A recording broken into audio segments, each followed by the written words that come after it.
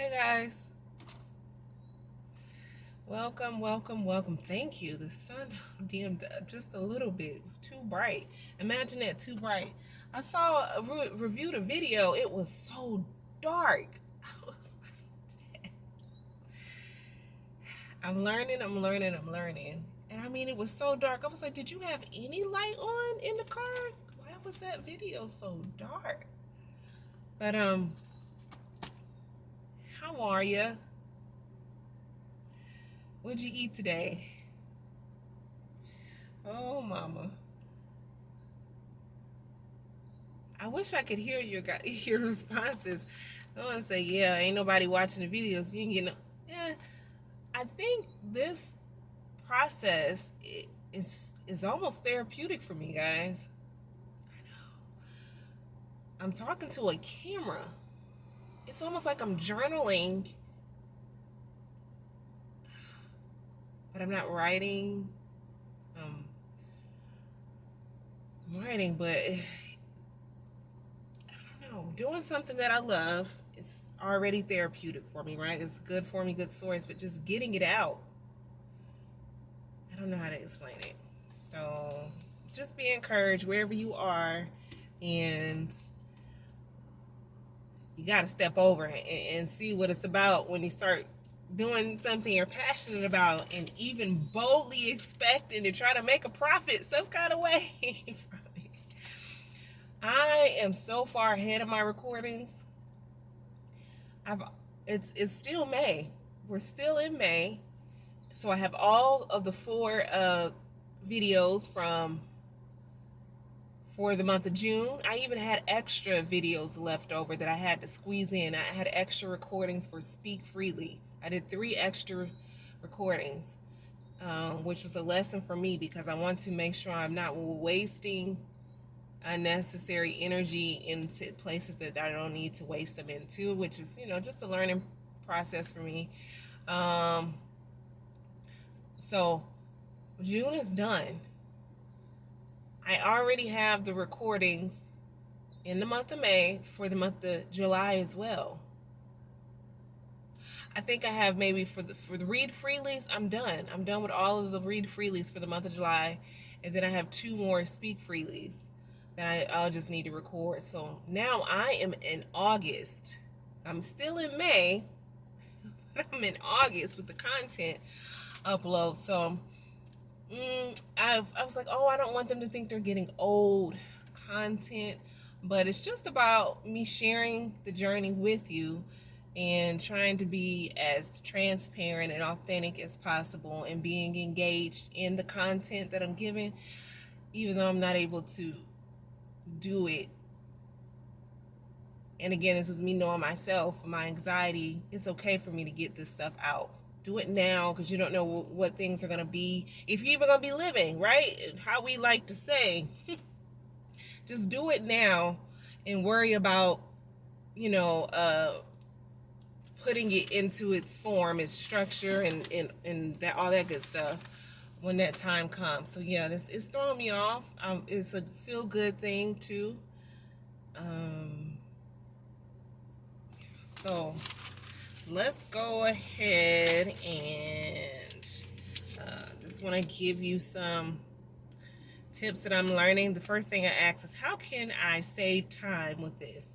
And I'd already seen a video on YouTube on how to record in bulk,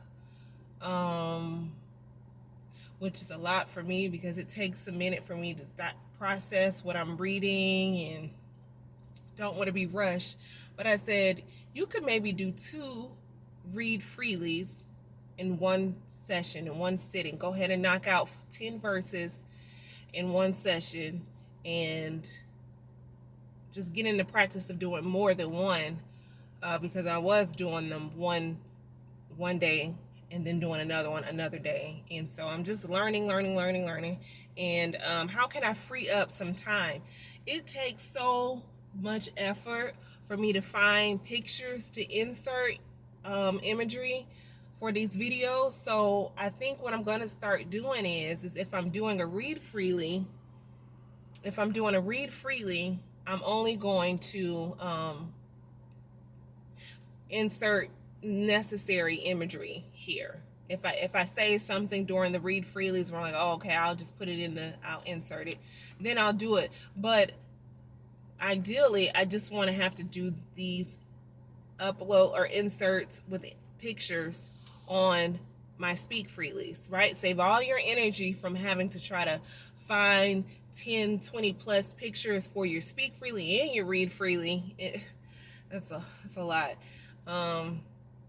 And so, yeah, I'm just showing you the process because when July comes, you'll see, oh, okay, she's not really doing as many pictures in her read freelies. Most of the pictures are going into and I'll are you really, Jasmine? I'm not gonna tell you what I just did, but I'm not going to do any imagery for those additional 3 audios that I did. I did 3 additional speak freelies for the month of June. I'm not putting any pictures up. I'm gonna give it to you, but I'm gonna just do the quick intro and the ending part. That's it. Other than that, I'm just putting it onto the Filmora platform, and then I'm getting it to you. That's it. So it's okay. You'll literally just be looking at the audiograms, which, by this time, we're in August now. So, yeah. My learning disability with numbers, sometimes it impacts me in ways, because it's like, what? You're in August? In July? No, in May? Anyhow, so let's just dive into it. I hope you're ready. I really hope everybody is doing good. And if not, guess what? It can get better.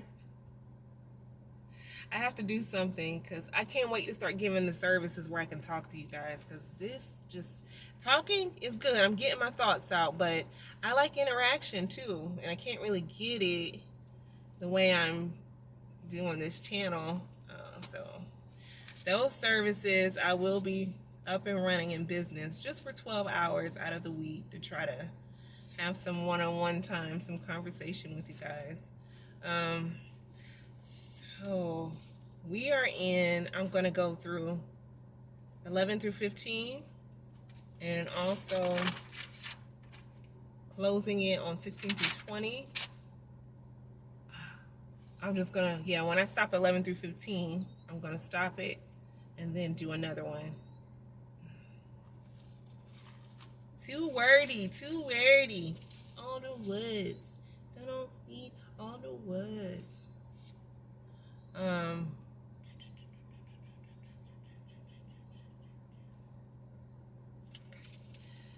We are in chapter 2, Genesis chapter 2, verse 11.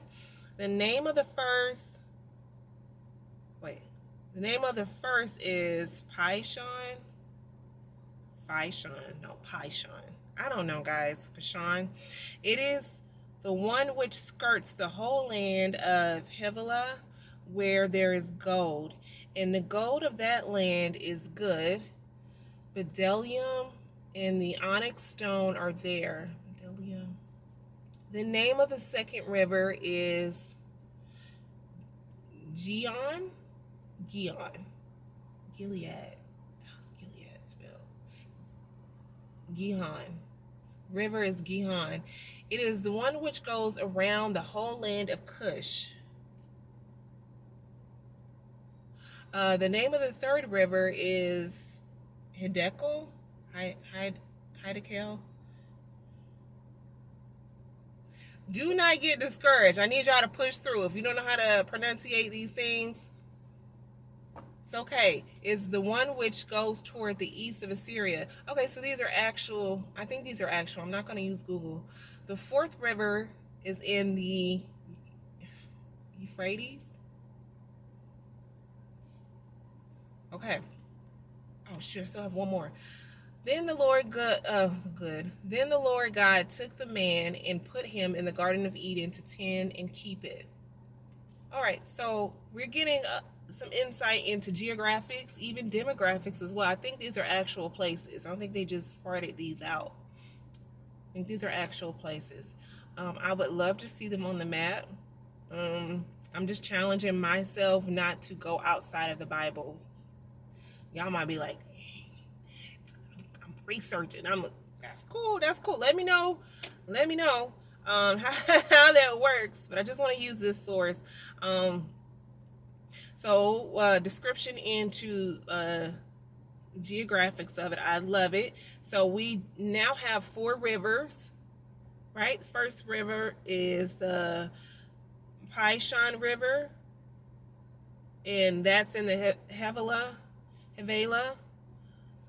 Okay, that's 1, 2. The Gihon, and that's around Cush. I think Cush is mentioned later with Cain. Is that where God put Cain? Getting too far ahead. I don't know anything about Cush. I've never heard of the Havilah either. I know about some Kush weed. Back in my younger day, I don't know how I was able to smoke.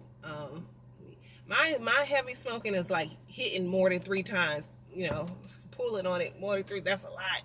Or I'd have to put it down and save it. I could save 1 blunt for some time. Trust me. But Kush, and it's weird how different weeds, the names, they are different. They're not just making up these names. You feel kind of different. I wonder what Kush was made of. I think I like Kush. Kush and I forgot the other name. Totally different feeling. Okay, that was the second one. Gihon and Fishon, 2 rivers, and then the third one is the Dekel, Hiddekel, whatever, and that's in Assyria. We know that name, right? And then the 4th river is the Euphrates. Okay. I just love the fact that someone inserted. Why in the world? They're just very distinct and descriptive in regards to location. And so the first off, the first thing, what did I write down? Did I write anything down? Yeah, these are places. Oh, gold.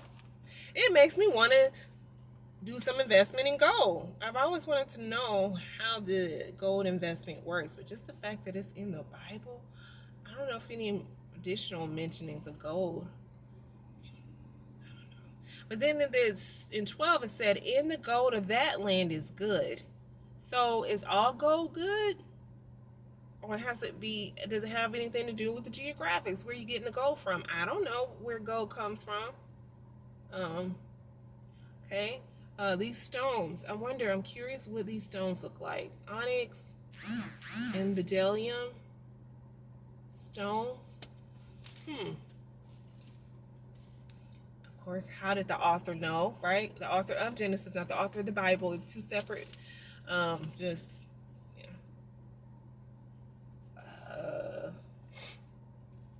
well, so we know that there is only one author of Genesis. Do we really know?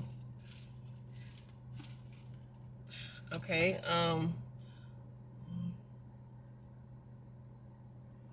This part kind of hurt my feelings. Then the Lord God took the man and put him in the Garden of Eden to tend and keep it.